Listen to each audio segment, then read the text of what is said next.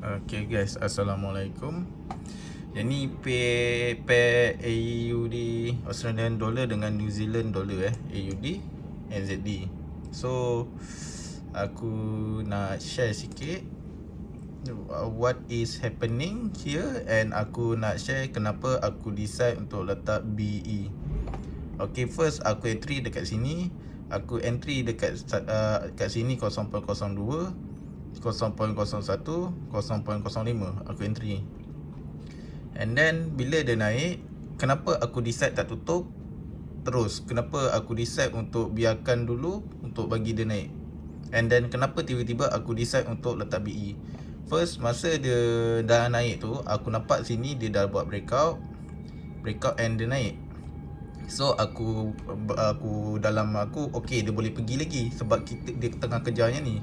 Yang ni pun dia dah breakout. Alamak, mana ni kejap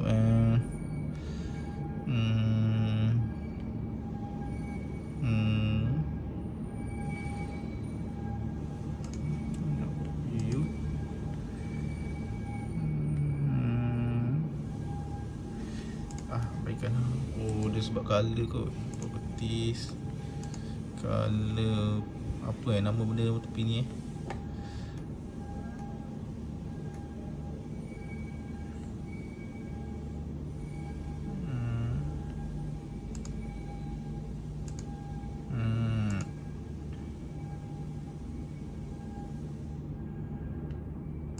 Masih kita pakai color apa? Okay, first dia naik, dia dah buat breakout dekat sini, and then dia dah breakout dekat sini, and then aku target dia nak breakout dekat sini, and then dekat sini. Tapi tiba-tiba dia kena reject and jadi shooting star.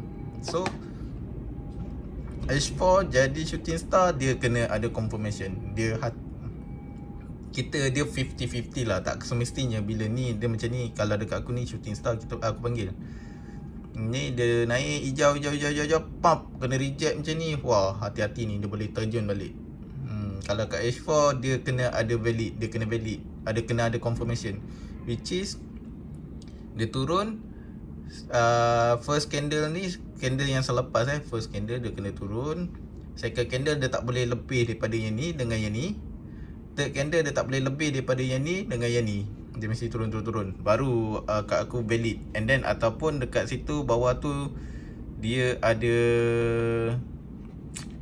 support and dia terjun. Dia dapat break support tu balik. Macam tu. So dekat aku yang ni shooting star ni tak valid, tapi berkemungkinan besar dia nak retest baru dia naik kan. Boleh jadi dia terus terjun macam ni. Tapi biasa yang shooting star dekat aku, dia terus naik. Dia naik macam ni, jadi bentuk macam ni, pattern macam ni, baru dia terjun. Tapi untuk dia terjun tu, dia kena buat confirmation dulu. Baru dia kena ada something yang kata dia boleh turun. Dia tak semestinya keluar candle pattern shooting star macam ni dia terus turun, bukan. Tapi kalau dekat weekly keluar macam ni, korang kena hati-hati. Sebab apa? Sebab first dekat weekly dia punya range besar. And then second, dia adalah strong. Kita kena respect weekly punya candle. Weekly daily, weekly, monthly, kita kena respect. Kita kena tengok and kita kena hati-hati. Sebab dia akan, even dia bagi contoh even dia naik, contoh ni dia turun, lepas tu dia naik balik. Dia turun tu pun dia punya range besar tau. So kena hati-hati. Bukannya aku kata keluar shooting star ni dekat weekly dah boleh sell. Bukan. Dia kau kena hati-hati. Kau kena cari confirmation dekat dalam candle tu. Contoh ni contoh lah ni kalau weekly kan. Okay, aku bagi GU. Contoh GU dekat weekly. Zoom in. Okay, dekat weekly ni kan. Ini kan hammerhead kan. Aku kata bila hammerhead keluar, hati-hati. Sebab dia boleh naik, jadi naik terus. Tapi dia kena ada confirmation. Apa confirmation dia? Confirmation dia kita boleh cari kat dalam candle minggu ni. Ni macam minggu ni, minggu lepas. And confirmation kita boleh cari dekat minggu ni. Ni macam ni. Kau boleh tengok D1 dulu. And then kau boleh cari dia punya support, dia punya resistance. Ni kat sini tak silap aku. Ni betul ni, dah tanda ni. Resistance dia yang kuat. And then dekat H1, H4 kita tengok. Kita cari setup dekat H4.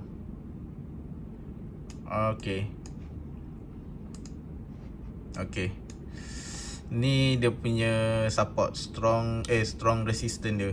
Sebab resistance ni daripada weekly, and dekat daily pun sama, and dekat H4 pun sama. Nampak dia punya ni, dia punya resistance ni, yang dia break, lepas tu dia tak lepas, dia patah balik, and dia nak nampak atas dia kena reject. Nampak ni dekat sini kan, kita nampak. So dekat sini kalau korang study lebih kan, dekat sini kita akan nampak diagonal sebenarnya. Apa tu diagonal? Diagonal ni salah satu daripada method Elliott Wave lah. Elliott Wave ada banyak yang aku tahu Elliott Wave ada banyak. So macam mana kita nak tahu? Kau nampak je bentuk pattern macam ni kan. Pattern macam ni, kau boleh tarik trend line dekat dia punya ni. And then dekat sini pun kau boleh tarik trend line. So mana dia break, kalau dia break atas, dia akan naik atas. Kalau dia break bawah, dia akan turun bawah. And then dekat sini pun, macam aku cakap semalam, dekat sini kita ada supply zone tau. Mana insert object, shape, rectangle. Dekat sini kita ada satu supply zone. Ni.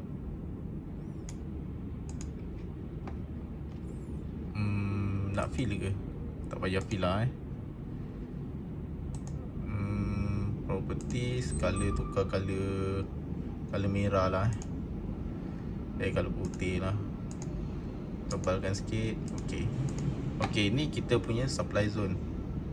So bila ada supply zone, kita tengok dia breakout. And then semalam aku cakap kat sini, ni dia turun balik ni, boleh turun balik. Sebab apa dia boleh turun balik? Sebab dia baru breakout, dia kena retest dulu baru dia naik.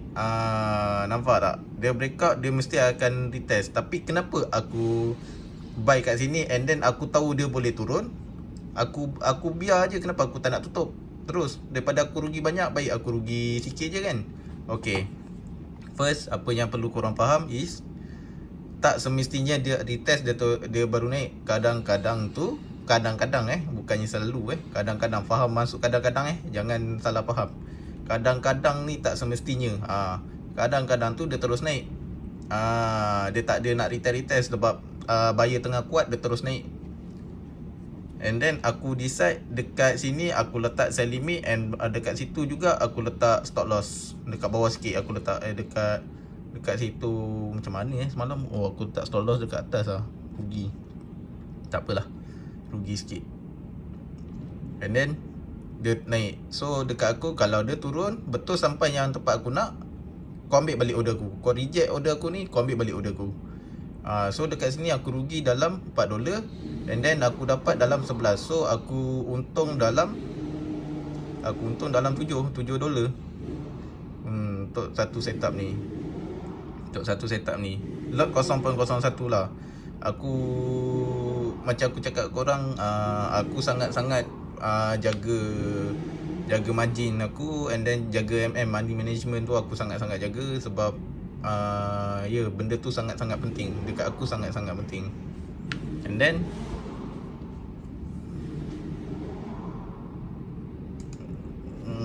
sorry, iklan tadi.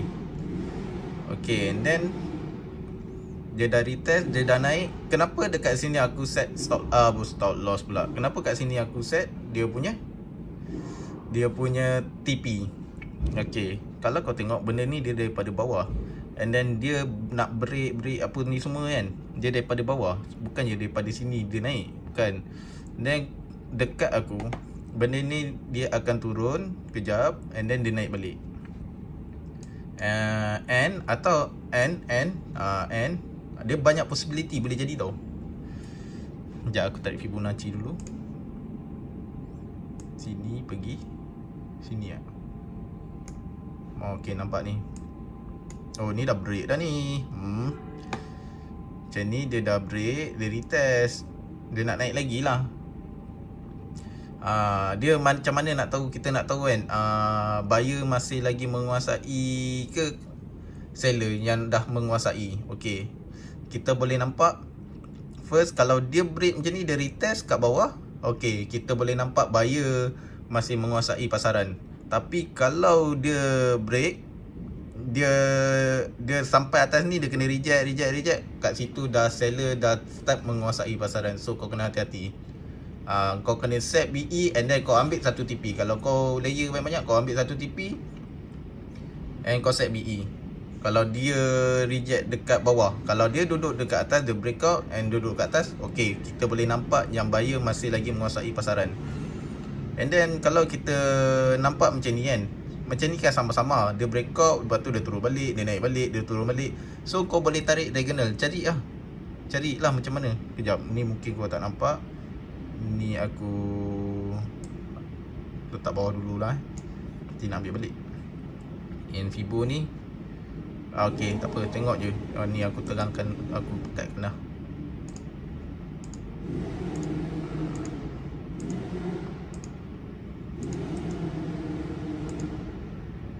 Ni kita panggil diagonal. Dia diagonal, triangle. Kalau triangle aku yang macam aku tunjuk, yang dia turun macam ni. Tapi macam ni diagonal. Ada juga panggil triangle, ada juga panggil diagonal. So mana-mana je, benda sama, konsepnya sama. Dia breakout mana-mana, dia naik. Okay, and then okay, kau nampak dia breakout atas, dia terus naik. Lepas tu sampai sini dia sangkut. Sebab apa? Sebab dia dalam masa yang sama, dia bukannya breakout diagonal ni, dia breakout kita punya supply zone juga. Bukan, sorry, ke sini. Dekat sini. Okay, dia breakout kita punya supply zone juga kan. Kat sini kan supply, dia breakout supply zone. And then kau nak pergi tempat nampak tu, kau boleh tarik Fibonacci pula. Kau boleh tarik resistance kat sini, support kat sini. Yang dalam masa sekarang ni kau boleh tarik kat sini. So kau boleh tengok. And then that's why aku decide untuk masuk, letak order kat situ. Aku letak buy limit aku kat situ. And then dia naik and dekat mana TP aku. So TP aku mesti dekat atas ni, dekat sini. Sebab apa? Sebab dia bergerak daripada bawah. Dia bukannya baru gerak. Dia dah jalan tau.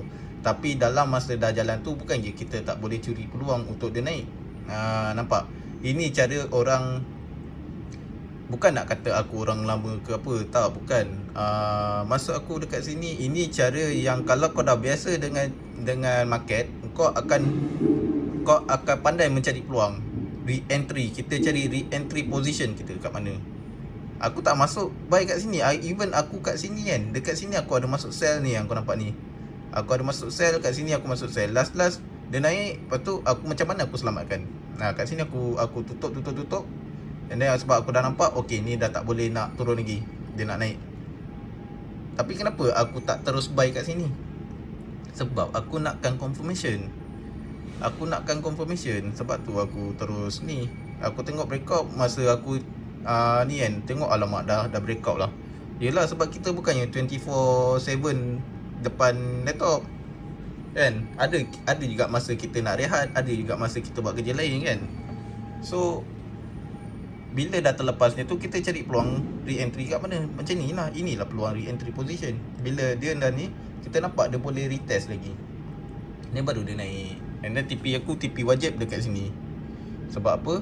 Sebab dia gerakan dia daripada bawah and dia dekat 423.6. Ada lagi label-label dia yang lain. Tapi mungkin kat sini pun boleh pergi. Tapi tengoklah nanti. Kalau macam ni tak strong tau, bagi dia turun sampai sini kena reject, baru dia naik. Macam tu lagi strong, lagi bagus untuk kau masuk. Ataupun kau nampak ni kan, ni ataupun kat sini pergi sini, selagi mana dia touch trend line ni, kau masuk lah. Pun boleh juga buat macam tu. Sekejap, bagi kemas sikit. Okay, selagi dia touch trend line ni, dia tak breakout, boleh masuk juga, tapi kena tengok lah, janganlah satu trend line je. Dekat sini ada apa juga, nampak tak? Kat sini pun ada support dia juga, kat sini pun boleh juga jadi kan, sebab kat sini pun ada support dia juga, sini pun ada support dia juga. Tapi lagi bagus bila dia buat breakout. Kat sini dia punya ni resistance ataupun dia punya supply zone baru. Oh ni kuat ni, berapa kali dia try kat sini. Ni supply zone baru dia. Jangan confuse lah supply zone dengan supply demand dengan support resistance. Dia the same thing, dia benda yang sama, cuma supply and demand ni in dalam, kita kata in area, dia dalam bentuk zone. Kalau support resistance dia dalam bentuk line. Benda yang sama je. Benda yang sama, cuma aku takut dulu aku tak nak ajar korang memula supply demand ni. Sebab apa? Sebab aku takut korang confuse, tu je. Ya, ini dia level dia. Oh, besar je. Sini. Sekejap, tengok dulu. Tengok, tak boleh, kena sampai sini lah. Kena sampai sini lah bang. Wah, dia baru masuk. Nampak sangat susah nak naik. Lah, dia dah masuk, dia duduk tengah-tengah. Tak apalah, kita tak tahu, market bukan aku punya. Aku pun tak tahu dia boleh push lagi ke atas. Tapi aku ada something yang membantu aku untuk tengok dia boleh push lagi ke atas ke tak. Aku ada benda ni.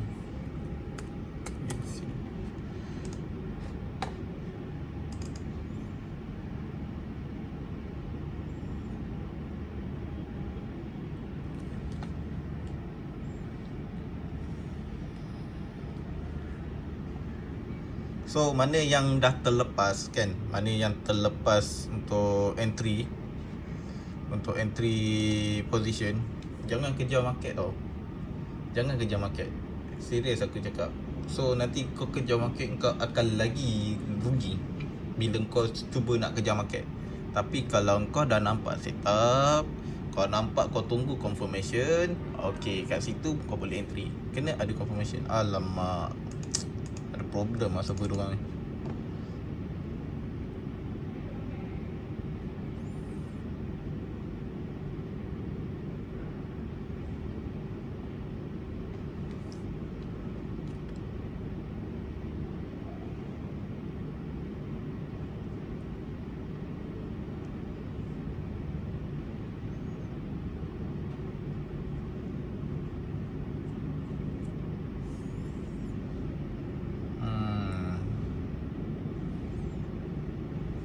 Tak boleh buka lah hari ni. Nanti lah aku contact dia punya technical.